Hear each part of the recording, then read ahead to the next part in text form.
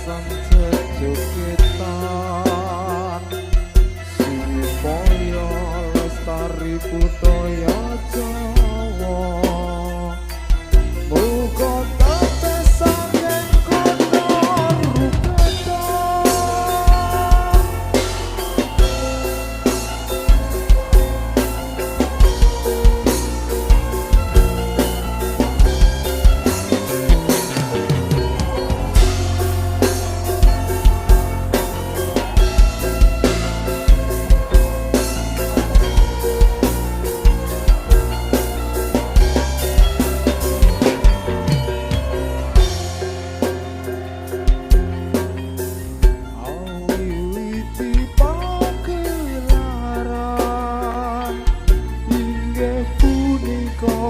Pesan jejogetan supaya lestari budaya Jawa. Muga tau pesan ing kono ruketan.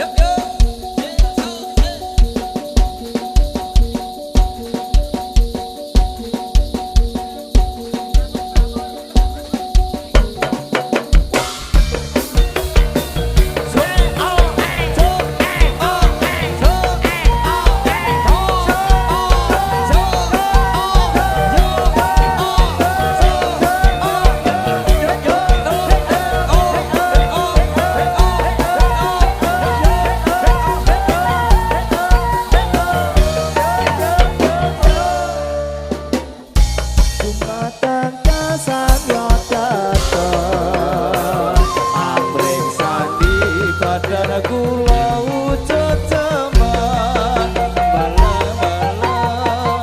sampun ngantos samya jingkran mangke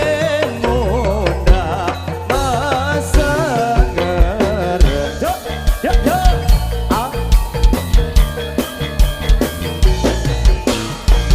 atur kula patang tasan mreksa katon putri sapa muda sedaya yen nonton lapak kawula nyuwun duwe pangarsa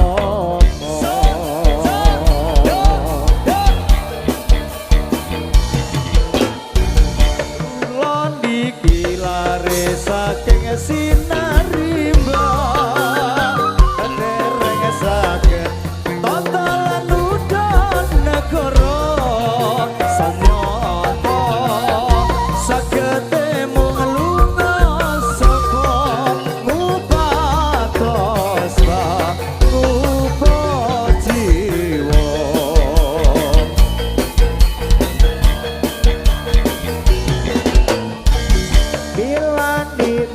sataya kasana mreksa sampun katon satingal reng kawula ajan kula rupala nanging tasih kanca nira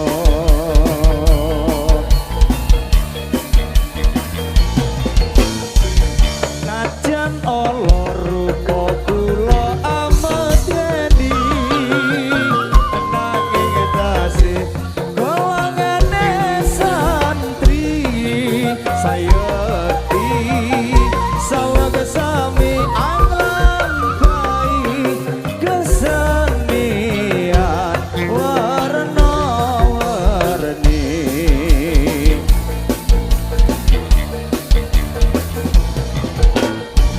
sampun cekak kang kados sasor kawula bukti samya sakecangan gaira sedaya sinambi tresna kawula sarupane boten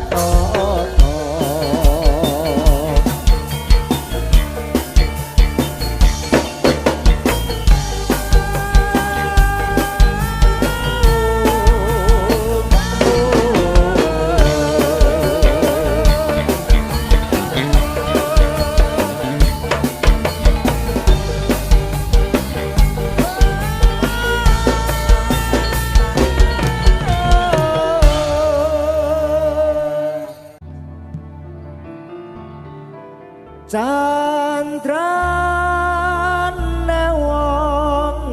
langi ing trokonir mala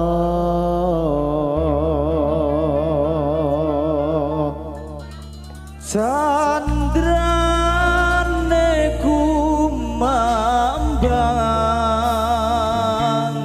ing sendang sumala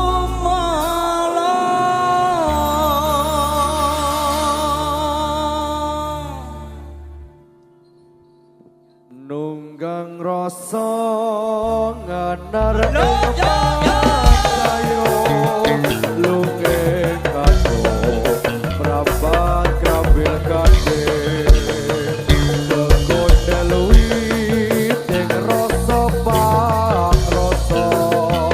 yang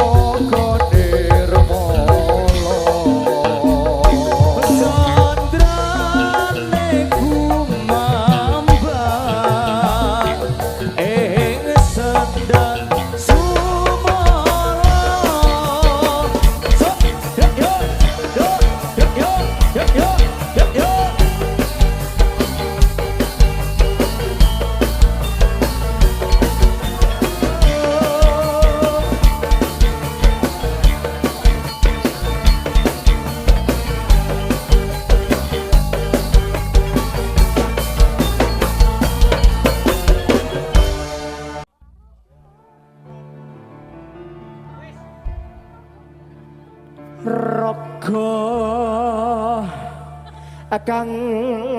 kajirat tresno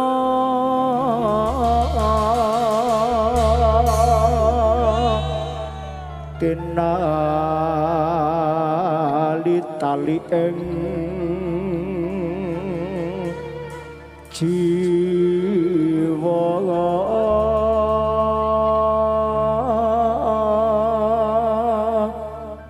kekandrong parasmu ya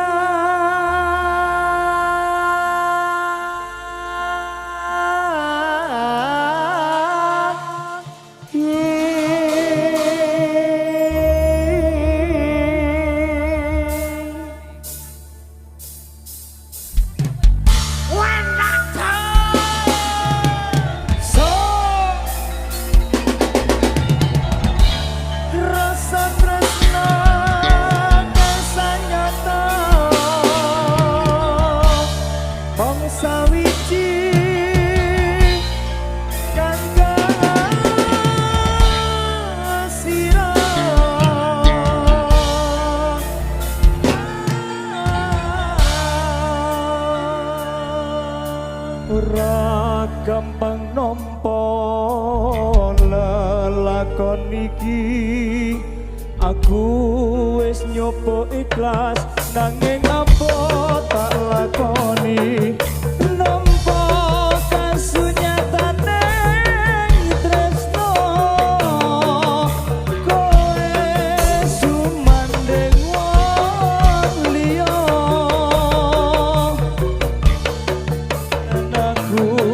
yen ninggal desliramu nanging atiku wis dudu duwemu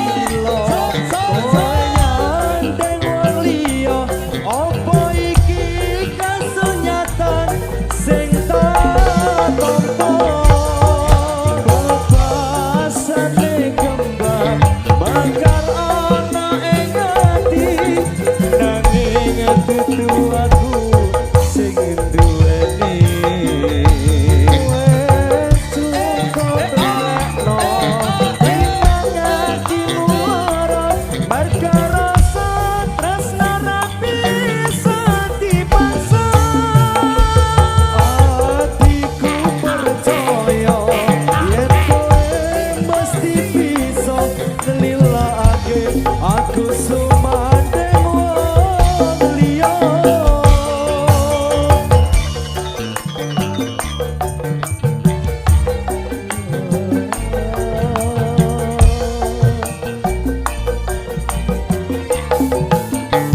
Sinar sesuatu gaya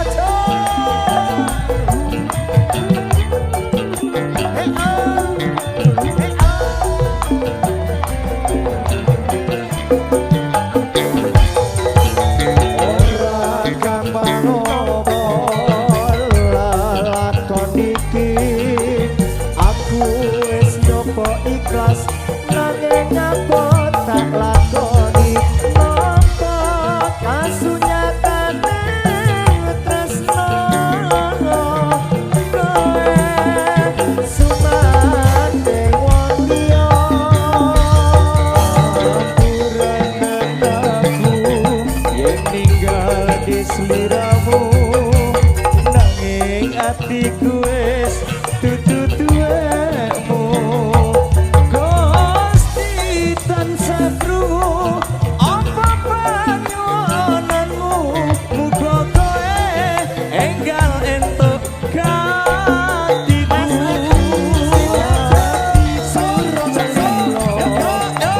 nyandeng wong liya apa iki kasunyatan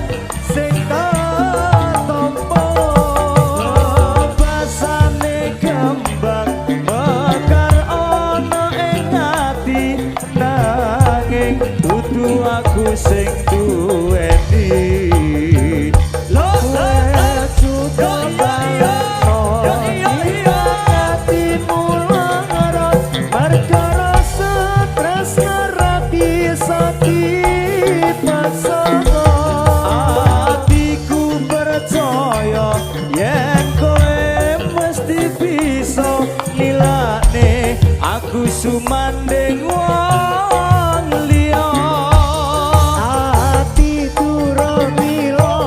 kowe nyandeng wong liya apa iki kasunyatan sing tak tampa basane kembang bakal ana ing ati nanging dudu aku sing duweni wis cukup lalekno timbang atimu lara perkara stres ora iso dipaksa atiku percaya yen kowe mesti bisa nilakake aku sumandeng wong liya aku sumandeng wong liya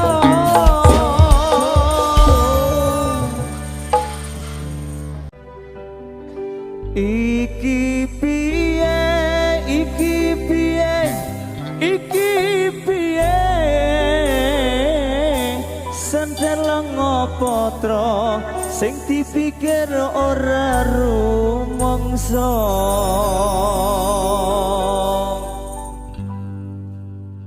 war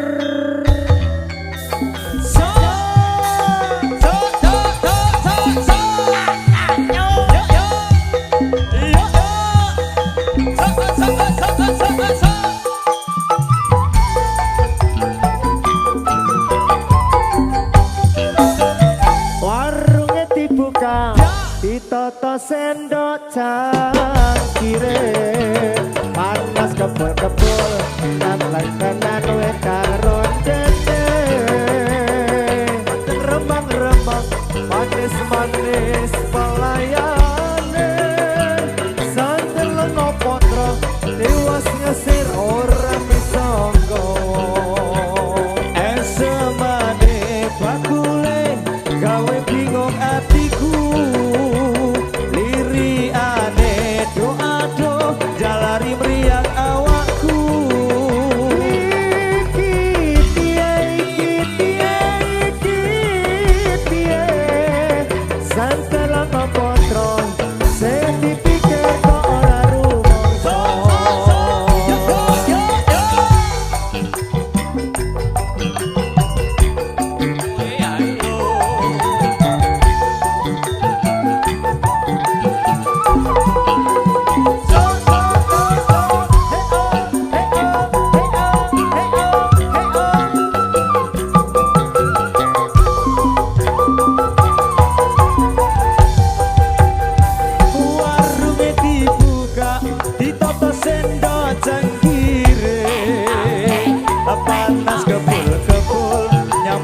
tenan wedang rondene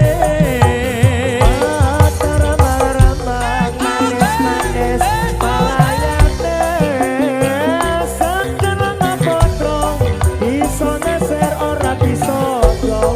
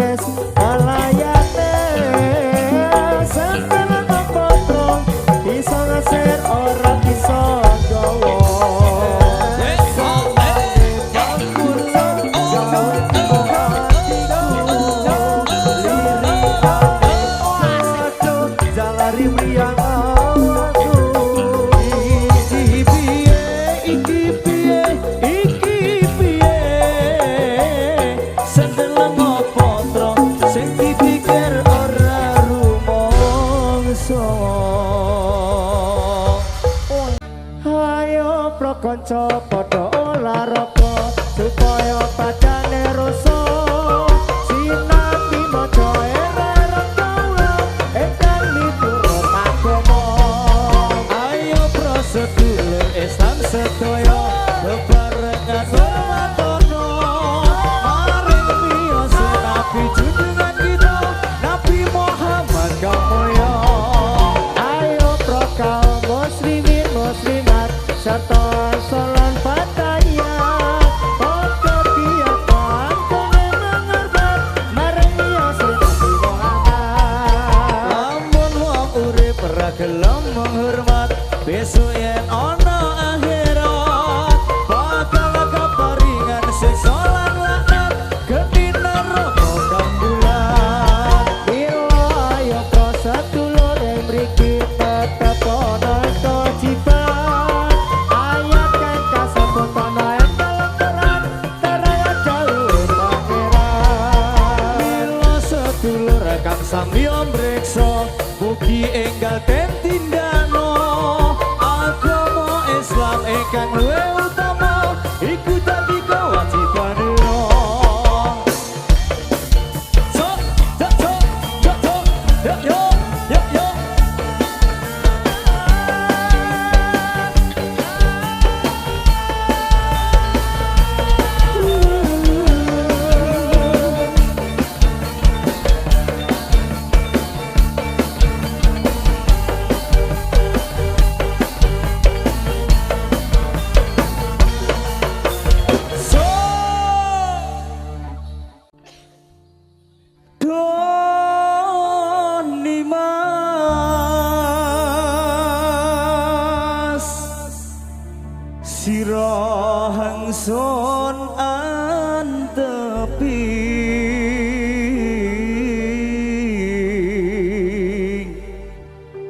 mapan ing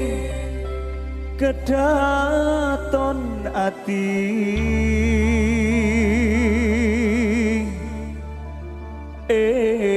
enggal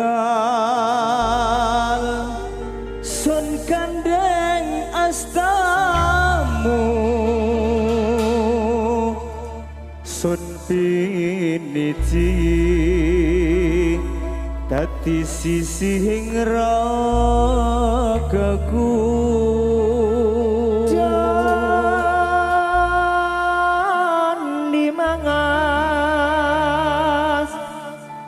senantu janjimu enak Bi mboyong aku ning kedaton atimu panjalukku ojo citra janji mong karo aku nganti tekane mati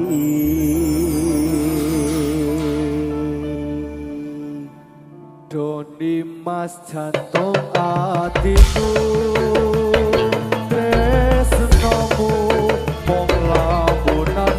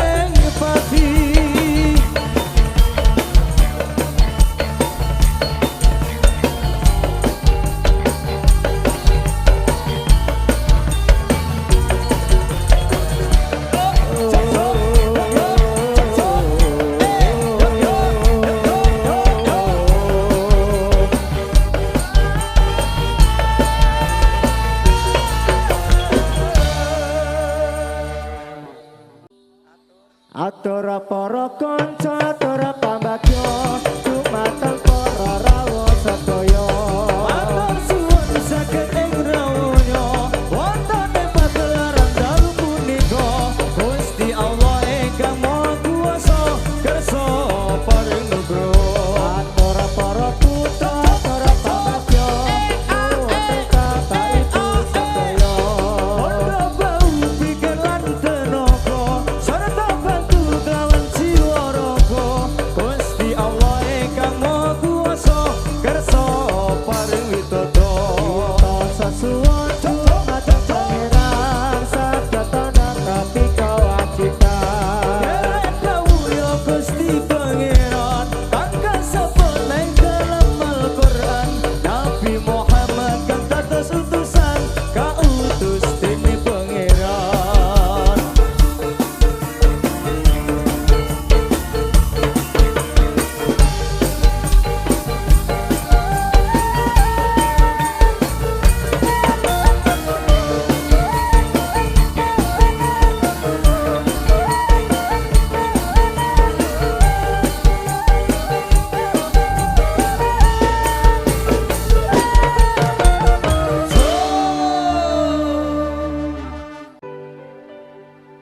Sepi rasane waktu biyen ucul dhewe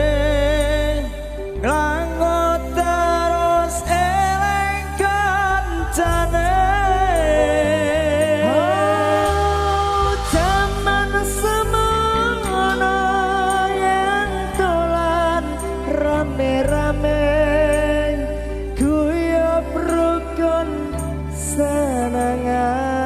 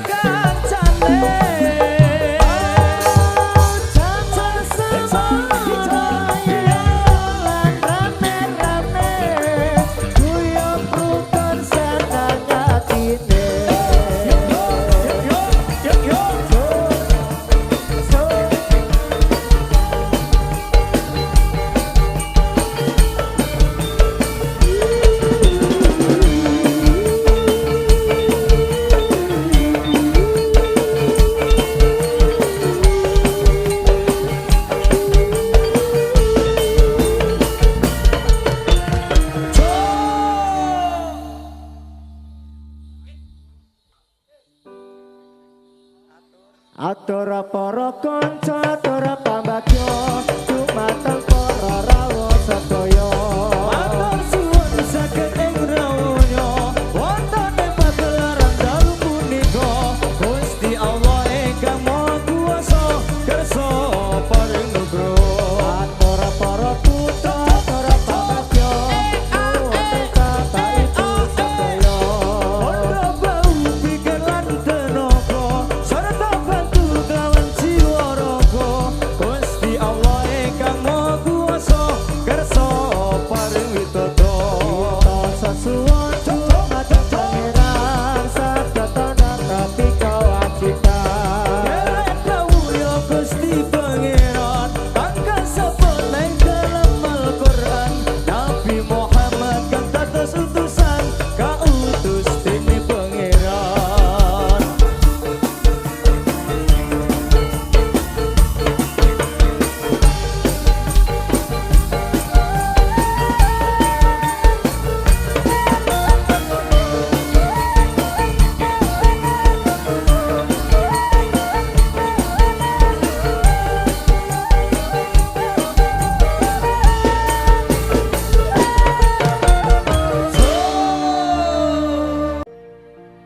Wajib dilakoni tuntunan kang ana lima zakat salat zakat poso haji lamun kuwasa. Wajib dilakoni tuntunan kang ana lima sadat salat zakat poso haji lamun kuwasa.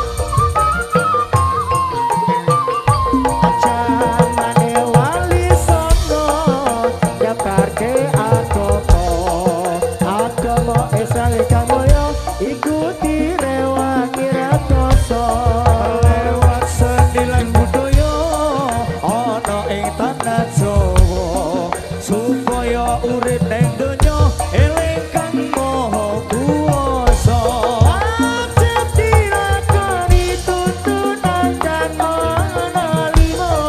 zakat salat zakat poso haji lamun kuwasa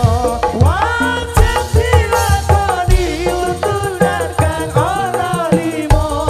zakat salat zakat poso haji lamun kuwasa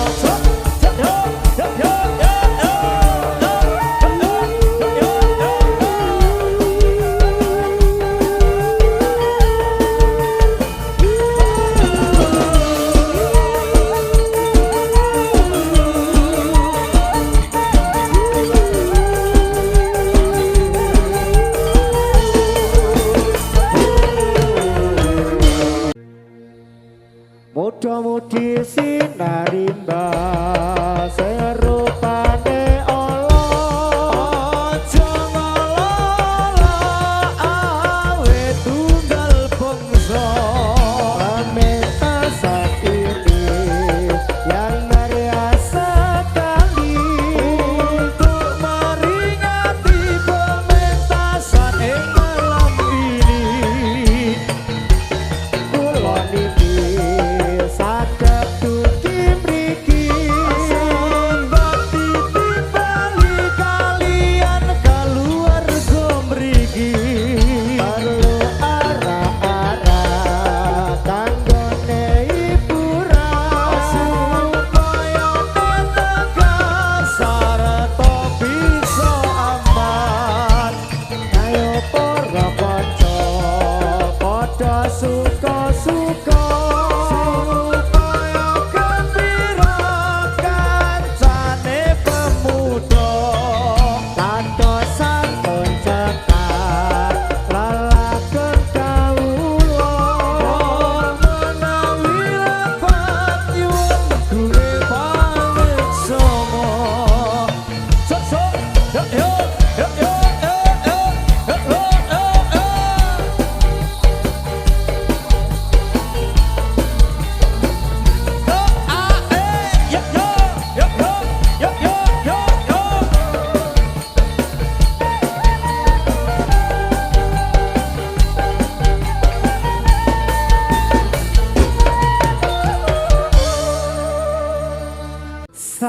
sampun pari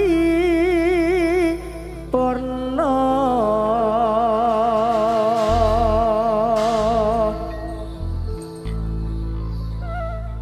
kula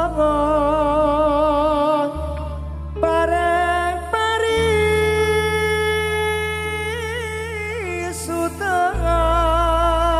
sutengat bila lepat nyuwun ngapura nyatawake saking kadang muda sampun